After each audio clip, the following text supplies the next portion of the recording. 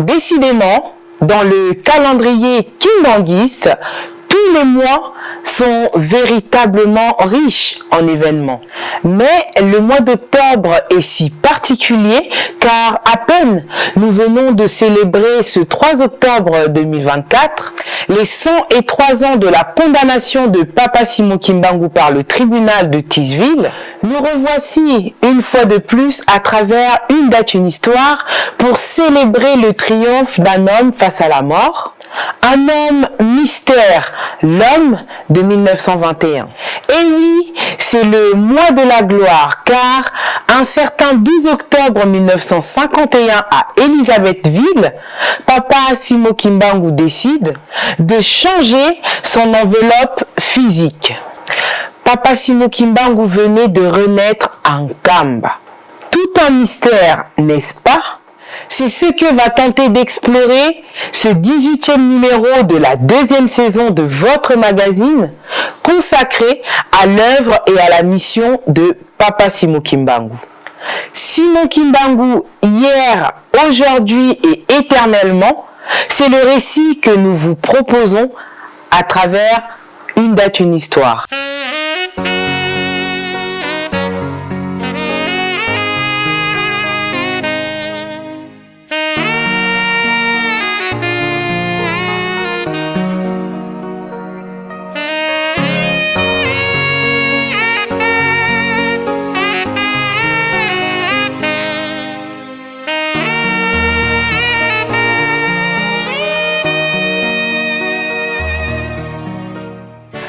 Phénomène par lequel l'âme après la mort physique s'incarne à nouveau dans un autre corps humain ou successivement dans plusieurs afin de poursuivre son évolution spirituelle. Telle est la définition de la réincarnation. Rassurez-vous, ce n'est pas ma définition, c'est la définition du Centre national des ressources textuelles et lexicales que vous pouvez retrouver dans bien des dictionnaires. Encore une fois, nous n'avons conçu aucun dictionnaire à ce que je sache, nous, les kimbanguistes. Nous allons parler de la réincarnation. Et pourquoi?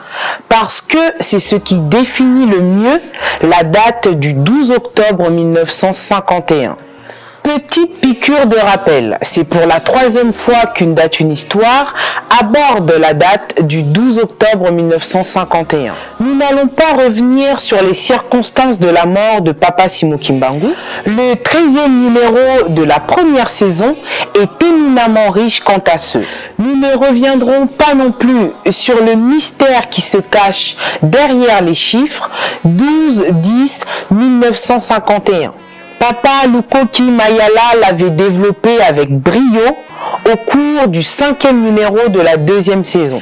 Nous vous convions à regarder ces 2 numéros si vous ne l'avez pas encore vu et à le revoir pour ceux qui nous suivent depuis le début. Les Égyptiens et les Grecs anciens connaissaient déjà le phénomène de la transmigration des âmes qu'ils appelaient déjà la métempsychose. Dans cette doctrine, l'âme pouvait poursuivre son évolution d'existence en existence humaine, donc la réincarnation, mais pouvait éventuellement s'incarner dans un animal ou un végétal. La deuxième acception ne nous intéresse pas vraiment pour le moment, mais peut nous aider à appréhender le contour des interdits liés à la consommation de certaines espèces.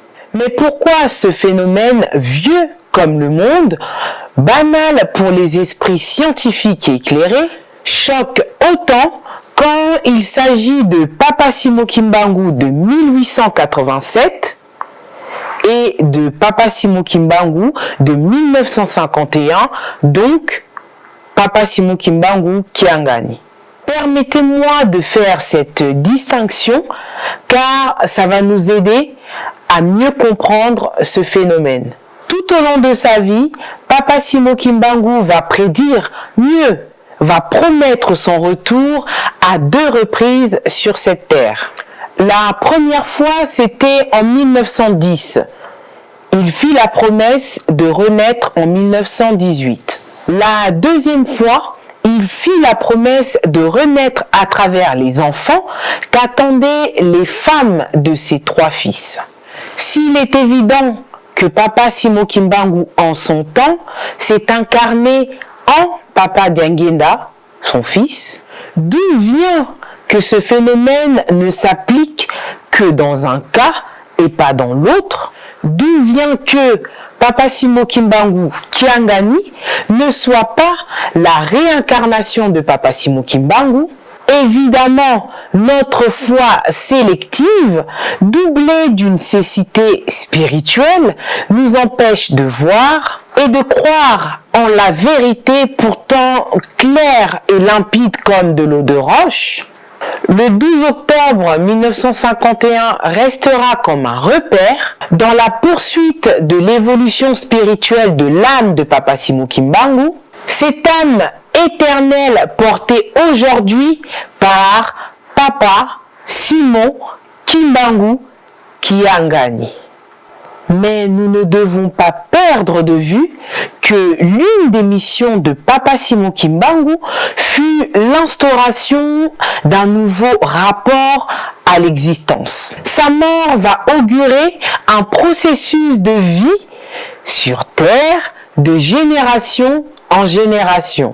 Vu qu'aucun corps ne peut résister à l'usure du temps, Papa Simo Kimbangu va établir un premier modèle de ce processus d'existence éternelle à travers son existence concomitante avec Papa Diangenda Kuntima. Puis, un deuxième modèle à travers la simultanéité de l'existence physique de Papa Diangenda Kuntima et Papa Simo Kimbangu Kiangani. Il est donc évident que ce modèle est perpétuel tant que les corps prédestinés à porter cette âme Kimbangu existent déjà.